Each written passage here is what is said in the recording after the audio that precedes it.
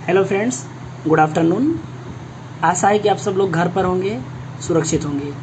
आज हम लोग DEd special education VI paper number 6 education of children with low vision का एक यूनिट है, vision training programme unit second. इसी का एक unit 2.2 underline consideration for the programme, ये पढ़ने जा रहे हैं। देखिए, अगर समझे तो लो विजन पेपर है, लो विजन से संबंधित ये पेपर है और इसका जो यूनिट है वो विजन ट्रेनिंग प्रोग्राम से संबंधित है, यानी दृष्टि प्रशिक्षण, अल्प दृष्टि बाधित बच्चे के दृष्टि प्रशिक्षण। इसके तहत सब यूनिट जो पढ़ना है वो underline consideration for the programme, यानी अल्प दृष्टि बाधित बच्चे के दृष्टि प्रशिक्षण के दौरान हम किन मुख्य बिंदुओं को चिन्हित करेंगे, किन मुख्य बिंदुओं को ध्यान रखेंगे, इस पर आज हमें विचार करनी है। तो इस पर विचार करते हुए हम जानेंगे कि कैसे बच्चे को हमने सीखा था कि दृष्टि प्रशिक्षण देना है, तो उस दृष्टि प्रशिक्षण के दौरान किन बातों का ध्यान रखेंगे। जैसा कि मैं आपको पढ़ा चुका हूँ, फंक्शनल असेसमेंट और विजन ट्रेनिंग प्रोग्राम की इम्पोर्टेंस आप पहले से पढ़ चुके हैं। तो चलिए आइए आज इस टॉपिक को पढ़ते हैं कि एक अल्पदृष्टि बाधित बच्चे को दृष्टि प्रशिक्षण देते समय या देने से पूर्व जिन बातों का हमें ध्यान रखना है वो बात कौन सी है, वो मुद्दे कौन से हैं। बची हुई दृष्टि का बच्चा पूरी योग्यता के साथ प्रयोग कर सके, इसके लिए आवश्यक है कि हम बच्चे के लिए दृष्टि प्रशिक्षण का कार्य करें। एक अल्प दृष्टि वाला बच्चा अपने पास पर्याप्त दृष्टि होने के बाद भी उसका प्रयोग नहीं करता। देखिए, बच्चे के पास अगर पर्याप्त दृष्टि होती है फिर भी वो उसका प्रयोग नहीं करता। क्यों? क्योंकि वह वातावरण से विभिन्न सूचनाएं अपने अन्य ज्ञानेंद्रियों से प्राप्त करने पर निर्भर हो चुका होता है।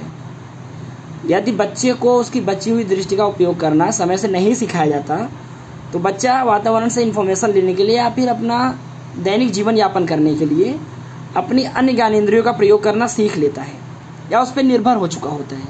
हमारी जो अन्य ज्ञानेंद्रियाँ, जैसे हमारे पास 5 ज्ञानेंद्रियाँ हैं, देखना, सुनना, चखना, सूंघना, स्पर्श करना, तो बच्चा अपने दैनिक जीवन के लिए इस पर निर्भर हो चुका है। देखिए, एक छठी ज्ञानेंद्रिय की बात और की जाती है जिसको काइनेस्थेटिक सेंस कहते हैं, गति संवेदीय इंद्रिय। इन ज्ञानेंद्रियों की मदद से बच्चा अपने रोजमर्रा का काम करने लगता है, तो इसकी वजह से वो अपनी बची हुई दृष्टि का उपयोग करना भूल चुका होता है या नहीं करता, या तो ये कहें कि उसको पता ही नहीं होता कि इनका उपयोग करना है। ठीक, आगे बढ़ते हैं। अर्थात वह अपनी अन्य ज्ञानेंद्रियों की मदद से कार्य करना सीख चुका होता है।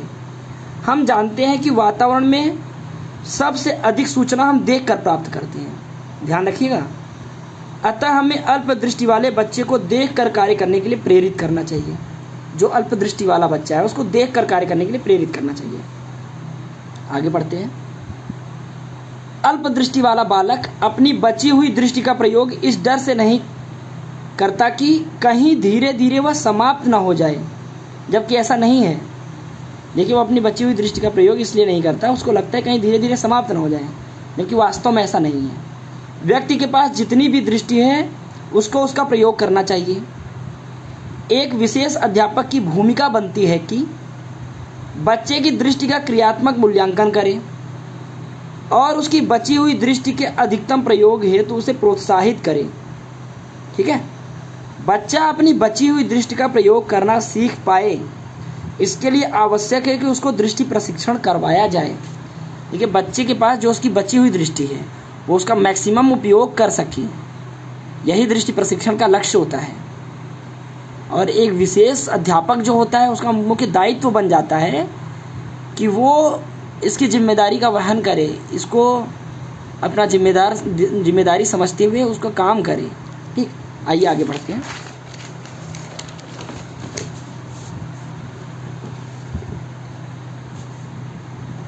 दृष्टि प्रशिक्षण के दौरान प्रशिक्षण कार्यक्रम के लिए प्रशिक्षक को अग्रलिखित बिंदुओं पर विचार कर लेना चाहिए। प्रशिक्षक यानी जो विजुअल ट्रेनिंग प्रोग्राम दे रहा है उसको निम्न बिंदुओं पर विचार करना चाहिए। मैं नीचे ये पॉइंट्स आपको पढ़ा रहा हूँ। देखिए, पहला पॉइंट है, प्रशिक्षण कार्यक्रम शुरू करने से पहले बच्चे की अवशेष दृष्टि का पूर्णतः निर्धारण कर लेना चाहिए। प्रशिक्षण कार्यक्रम शुरू करने से पहले बच्चे की अवशेष दृष्टि यानी बची हुई दृष्टि का पूर्णतः निर्धारण कर लेना चाहिए। ये पहला पॉइंट हो गया। दूसरा पॉइंट, प्रशिक्षण के लिए एक योजना बनाएं और योजना बनाते समय इस बात पर अवश्य विचार कर लें कि बच्चा किस आयु वर्ग का है और किस सामाजिक पृष्ठभूमि का है। ये इसलिए ज़रूरी कि देखिए प्रशिक्षण के लिए जो हम इक्विपमेंट यूज करेंगे या फिर जो हम सामान यूज करेंगे, मटेरियल यूज करेंगे, क्या बच्चा उनसे परिचित है, या ये कि इस आयु वर्ग वाला बच्चा, जिस आयु वर्ग का बच्चा है, वो इन वस्तुओं से परिचित होगा। इन बातों का ध्यान रखें। साथ में उसकी सामाजिक पृष्ठभूमि, बच्चा मिडिल क्लास फैमिली से है कि पुअर फैमिली से या फिर ग्रास रूट लेवल की फैमिली से, किस फैमिली से है वो भी डिपेंड करता है। तभी हम सही दिशा में प्रशिक्षण दे पाएंगे। आगे आइए, देखिए पहले पॉइंट में मैंने चर्चा नहीं किया, दोबारा कर लेते हैं। प्रशिक्षण कार्यक्रम शुरू करने से पहले बच्चे की अवशेष दृष्टि का पूर्णतः निर्धारण कर लेना चाहिए। प्रशिक्षण के दौरान हमें सामग्री का चयन करना है, तो हमें बच्चे की बची हुई दृष्टि का पता होना बहुत ज़रूरी है। उसी आधार पर हम सामग्री का चयन कर सकते हैं। बच्चा कितना विजुअल एक्टिविटी रखता है, बच्चा कितना विजुअल फील्ड रखता है, इन बातों का ध्यान रख के ही हम प्रशिक्षण काम शुरू कर सकते हैं। चलिए तीसरा पॉइंट आइए।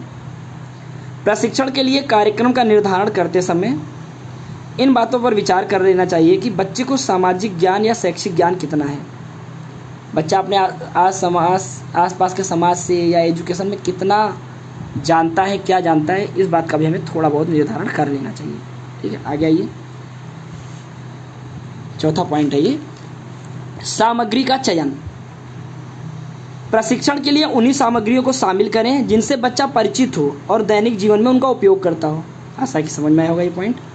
अगला है वातावरण या प्रशिक्षण स्थान। देखिए वो स्थान जहां बच्चे को प्रशिक्षण दिया जाना है, जिस स्थान पर बच्चे का प्रशिक्षण करना है, जिस जगह पर प्रशिक्षण कार्यक्रम संपन्न करना है, प्रशिक्षण कार्यक्रम शुरू करने से पहले उसका भली भांति निरीक्षण कर लें।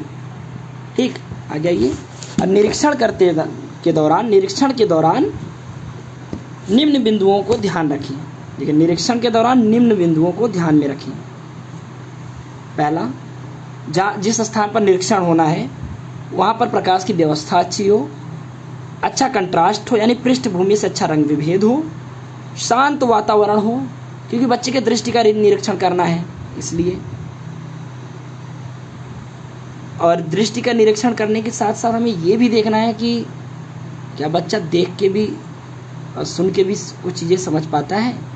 अच्छा, खुली जगह हो, पर्याप्त स्थान, खुली जगह मतलब पर्याप्त स्थान, जगह की पर्याप्तता हो, इन बातों पर ध्यान रखना है। निरीक्षण जिस स्थान पर करना है वहाँ इन बातों पर ध्यान रख के तब उसको चुनना है। अगला पॉइंट है सामग्री चयन के समय अन्य कई बातों पर विचार करना आवश्यक है। जिन वस्तुओं को हमने प्रशिक्षण के लिए चुना है उनके लिए पहला क्या है, वस्तु का रंग कैसा है, अच्छे रंग वाला हो, डार्क हो लेकिन चमकीला ना हो। वस्तु का आकार, बच्चे की विजुअल क्षमता, दृष्टि क्षमता के आधार पर हमें वस्तु का आकार चुनना है। वस्तु का पृष्ठभूमि से रंग विभेद, जिस वातावरण में हम बच्चों को प्रशिक्षण देने वाले हैं उस वातावरण के पृष्ठभूमि से वस्तु का रंग विभेद अच्छा है कि नहीं। जैसे रंग विभेद क्या होता है कि अगर मैं मार्कर से वाइट बोर्ड पे लिखूं तो एक अच्छा कंट्रास्ट पता चलेगा, लेकिन हम फेस कलर से वाइट बोर्ड पे लिखें तो क्या वो अच्छे से देखा जा सकेगा। तुलनात्मक ब्लैक कलर से किया जाए तो अच्छे से नहीं देखा जा सकेगा। ठीक, अगला पॉइंट वस्तु की चमक। वस्तु चमक उत्पन्न करने वाली ना हो, वस्तु बिना आवाज करने वाली हो, इसको भी ध्यान रखना है। अगला पॉइंट आइए। सातवां, क्रियाविधि या प्रशिक्षण प्रक्रिया, प्रोसेस ऑफ ट्रेनिंग जो है, प्रशिक्षण के लिए एक क्रियाविधि को भली भांति नियोजित कर लें जो कि मूर्त, देखिए इसको ध्यान रखिए, इस पॉइंट को ध्यान रखिए, जो कि मूर्त वस्तुओं से प्रारंभ होकर बाद में चिन्हों, संकेतों, संख्याओं तथा अक्षरों एवं शब्दों तक गई हो। प्रशिक्षण दे तो पहले तो हमने बड़ी एक्टिविटी चुना, मूर्त वस्तुओं को चुना, फिर धीरे धीरे हम केवल चिन्हों पे, संकेतों पे, संख्याओं, अक्षरों यहाँ तक आ गए। इसका मेन उद्देश्य क्या है, देखिए इसका तात्पर्य है कि हमारा अंतिम लक्ष्य बच्चे की शेष दृष्टि का पढ़ने लिखने में प्रयोग करना यदि हो सके तो, अन्यथा बच्चे की शेष दृष्टि का बेहतर प्रयोग करना, उसको सिखाना। ठीक, आगे आइए। प्रशिक्षण के निम्न चरण हो सकते हैं। देखिए बच्चे की विजुअल एक्टिविटी या दृष्टि दक्षता या क्षमता के आधार पर प्रशिक्षण के चयन का एक स्पेशल एजुकेटर या फिर एक प्रशिक्षक खुद निर्धारित करता है, और खुद निर्धारित करना भी चाहिए। लेकिन मैंने यहाँ थोड़ा सा आइडिया दिया है कि प्रशिक्षण के लिए निम्न चरण हो सकते हैं। पहला, बच्चे का ध्यान व जागरूकता का प्रशिक्षण।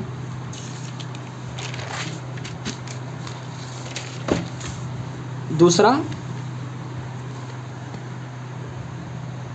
आंखों की गति का नियंत्रण, अनुसरण और ढूंढना, यानी बच्चे की अपनी आंख की गति पर कितना नियंत्रण कर पाता है, किसी चीज़ का अनुसरण कर पाता है, कॉपी करना यानी पीछा करना, या फिर ढूंढ सकता है किसी चीज़ को अगर हम कहें तो।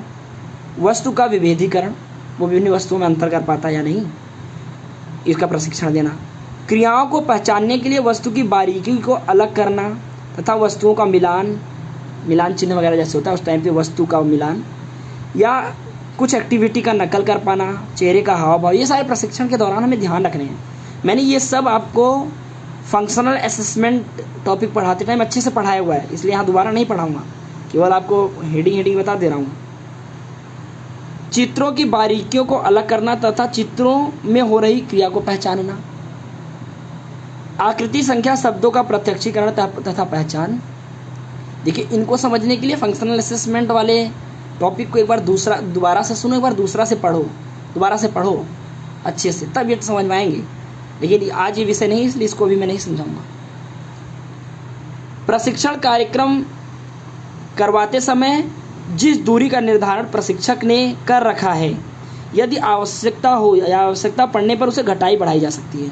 देखिए, बच्चे के प्रशिक्षण शुरू करने के लिए हमने कुछ डिस्टेंस निर्धारित कर रखा होगा, तो यदि आवश्यकता महसूस हो तो उस डिस्टेंस को घटाया बढ़ाया जा सकता है।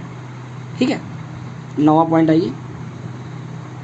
प्रशिक्षण के दौरान यदि आवश्यक हो तो वस्तु को बच्चे के संपर्क में आने देना चाहिए तथा बालक जिस प्रकार से भी चाहे उसे देखने देना चाहिए। प्रशिक्षण के दौरान यदि आवश्यक हो तो वस्तु को बच्चे के संपर्क में आने दें और बालक जिस तरह से भी चाहे उस वस्तु को देखने दें। कई बार होता है कि बच्चा अपना गर्दन झुका के देखना चाहता है, कई बार होता है बच्चा थोड़ा नज़दीक जाने की कोशिश करता है, तो इन बातों को उसको करने दें। प्रशिक्षक को इस बात पर लगातार विचार करते रहना चाहिए कि क्या बच्चा निर्धारित क्रियाविधि को पूर्ण योग्यता के साथ कर पा रहा है। यदि ऐसा नहीं है तो अभ्यास करवाना चाहिए। यदि आप जो एक्टिविटी करवा रहे हो बच्चा उसको पूरी योग्यता के साथ कर ले रहा है तो ठीक है, यदि नहीं करवा पा रहा है तो उसको बार बार प्रैक्टिस करवाएं, अभ्यास करवाएं। ठीक है, अगले पॉइंट पे आते हैं।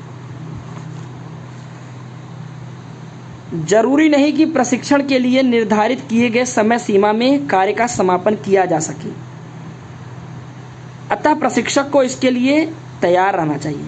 देखिए, इस पॉइंट का क्या मतलब है आपको थोड़ा सा विस्तार से बता देते हैं कि हम जो एक्टिविटी डिसाइड करते हैं कि हमें बच्चे से एक्टिविटी करवाना है, हम उसके लिए कुछ समय लेके चलते हैं कि ये एक्टिविटीज़ हमारी यानी ट्रेनिंग प्रोग्राम 1 घंटे, 1.5 घंटे, 2 घंटे के अंदर ख़त्म हो जाना चाहिए, या फिर 1 दिन के अंदर, 2 दिन, 4 दिन, 10 दिन, महीने भर के अंदर जो भी हम निर्धारित करते हैं कि इतने दिन में ख़त्म हो जाना चाहिए।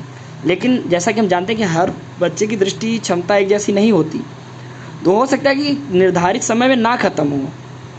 तो ऐसे में जो प्रशिक्षक है उसको तैयार रहना चाहिए कि अगर हमारे पहले से सोचे हुए समय में प्रशिक्षण नहीं भी समाप्त होता तो भी हमें धैर्य नहीं खोना है और अपने प्रशिक्षण कार्यक्रम को उसी तरह से करना है।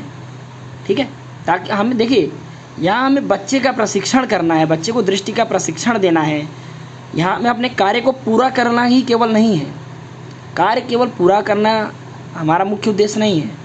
हमारा मुख्य उद्देश्य बच्चे को उसकी दृष्टि का उपयोग करने के लिए प्रशिक्षण देना। तो अपने मुख्य उद्देश्य को ध्यान रखिए। ठीक, लास्ट पॉइंट है आपका, बच्चे को किसी भी गतिविधि के दौरान पर्याप्त समय दें, जल्दबाजी में अधूरी गतिविधि ना करवाएं। ट्रेनिंग के दौरान देखिए, प्रशिक्षण के दौरान इस बात का ध्यान रखें कि बच्चे को पर्याप्त समय दें और जल्दबाजी में ऐसा ना करें कि जल्दी जल्दी में निपटा दें काम को, ऐसा बिल्कुल ना करें। बच्चे को पर्याप्त समय देते हुए एक्टिविटीज़ को करवाएं, प्रशिक्षण दें, धैर्य ना खोएं, इन सारी बातों का ध्यान रखें। देखिए, हमारा मुख्य उद्देश्य जो है बच्चे को बची हुई दृष्टि का बेहतर उपयोग करना सिखाना। ठीक, इसी के लिए हमें कुछ मुख्य बिंदुओं को ध्यान रखना है, जिसका हमने आज पढ़ लिया, जिसका हमने आज जिक्र किया। इसके अलावा भी बहुत सारे मुख्य बिंदु हैं, लेकिन वो डिपेंड करता है कि बच्चे की दृष्टि क्षमता क्या है, या जब हम एक्टिविटी कभी प्रैक्टिकली करें तब हमें इसको ज़्यादा समझने का अवसर मिलेगा। तो कोशिश करिए कि यदि आपको प्रैक्टिकल का अवसर मिले तो प्रैक्टिकल करिए, बच्चे के साथ काम करिए, तब चीज़ों को ज़्यादा समझेंगे, क्योंकि तब आप समस्या से गुजरेंगे, और जब हम समस्या से गुजरते हैं तब हम चीज़ों को सीखते हैं। आशा है कि आपको हमारा टॉपिक समझ में आएगा। धन्यवाद। घर में रहें, सुरक्षित रहें।